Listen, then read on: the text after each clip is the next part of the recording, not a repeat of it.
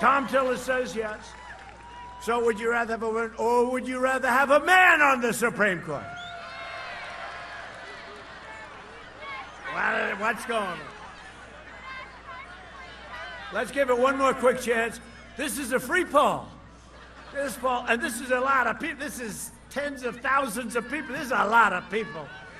You know, the fake news, they'll say he had a smattering of people. You know, they always say, if Bernie Sanders had a crowd, oh, he had a massive crowd. It was so big. With me, my crowds are 5 times bigger than Bernie's. And they'll say he had a smattering of people. There were people. They were in the middle of an airport that nobody ever heard of, right? Here we are. Thousands. If those people, come on, bring them over. What the hell, at this point, might as well let them come on over. Come on over. You got thousands of people behind these people. I would imagine the sight lines aren't too good. You have stands in front. Okay, so one more time. Who would rather have a man on the Supreme Court? Well, the man, it's... Who would rather have a woman on the Supreme Court?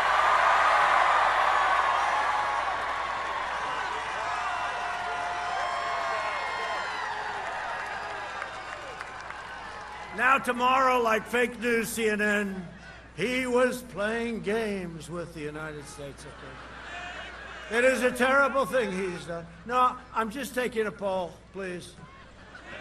And by the way, that's a very accurate poll, because that's the way I feel. It will be a woman, a very talented, very brilliant woman, who I haven't chosen yet, but we have numerous women on the list. I built this incredible list of brilliant people, and we're asking for Biden's list. He can't give it. You know why? Because if he ever gave a list, he'd either put somebody in the left middle, which would be okay, you could get votes, or he'd put somebody, which is what he's going to choose, so far left. Now, if he did the left middle, he loses his entire left coast, right? And if he loses the left coast, that's the end of his election. And last time, remember how many people I got from Bernie because of trade? A lot of the Bernie people vote for us because Bernie's right about one thing, trade. But Bernie took a bad defeat, didn't he? It was a bad loss. He's one of the most gracious losers I've ever seen. He is. All Elizabeth Warren Pocahontas had to do is leave. If she left before Super Tuesday, Bernie would have won every one of those states. But they split up that vote. That's too bad, but we have Sleepy Joe. We'll see how that works out. I think it's working out pretty good. You know, we were winning so much we could have called off the election. We were winning by so much. And then the plague came in from China, and in many ways I had to go back to work, but I had to go back to work on this one too. And now we're going up and up and up, and we're winning all over the place.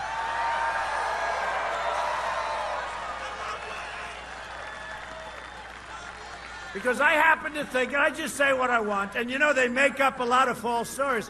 They will make up a lie, like what I said about military. Can you imagine? No animal would say that. They make it up and then they put it in ads. So once they did that, the only good thing is I said, now I can say anything. He is the worst candidate, the dumbest of all candidates. But he was dumb in prime time, as told to me by a senator from long ago. Said, who's the dumbest in the Senate? Who's the smartest in the Senate? The smartest is, I won't tell you, but the dumbest is Joe. I said, who's Joe? He said, Joe Biden. That was 25 years ago. That was in prime time. He is the worst candidate in the history of presidential politics. If I lose to him, I don't know what I'm going to do. I will never speak to you again. You'll never see me again. No, how do you lose? He is, honestly, Jeff, I go up and these guys are grilling me all the time. Stephanopoulos grill. It's okay. It's all right. It's okay. I think it came out very well. It comes out well. You have to be able to answer. They're very weak compared to some of the foreign people that we deal with from foreign countries and leaders of foreign countries.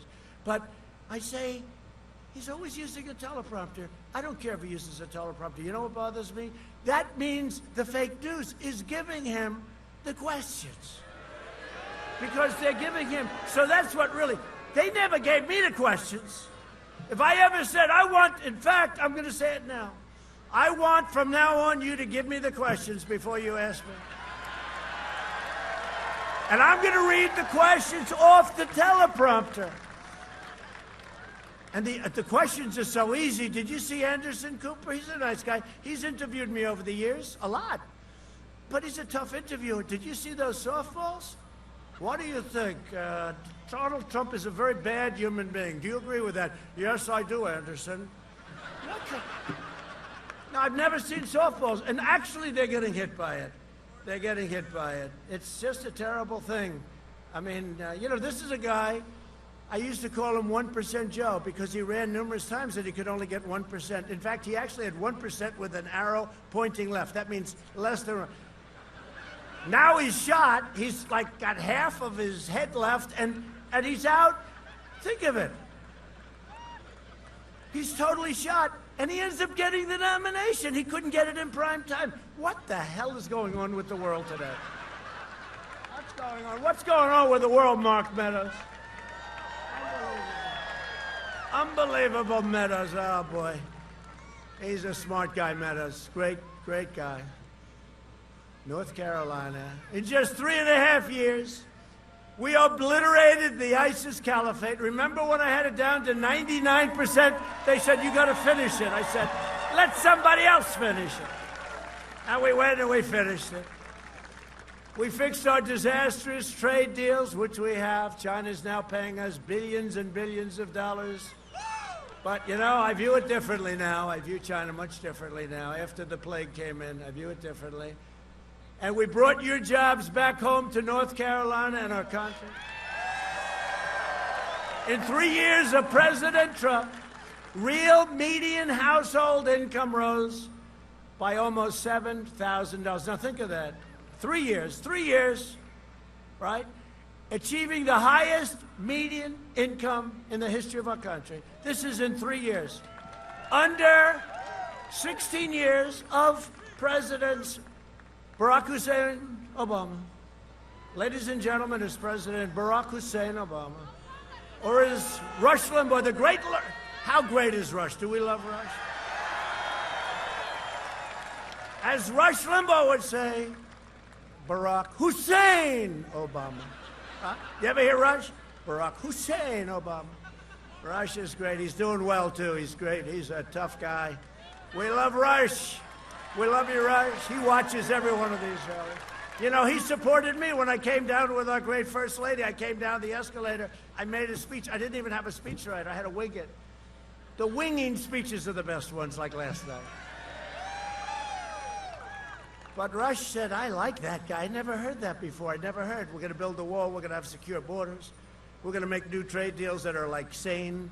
We're going to do all the things. We're going to rebuild our military. We're going to have a strong country again. We did so many things, and Rush heard this. I didn't know Rush. I mean, maybe I met him once, twice, for 2 seconds. And he became an instant fan of Trump. And he was for a long time before I even got to know him. And he's been so important. You know, he's the king.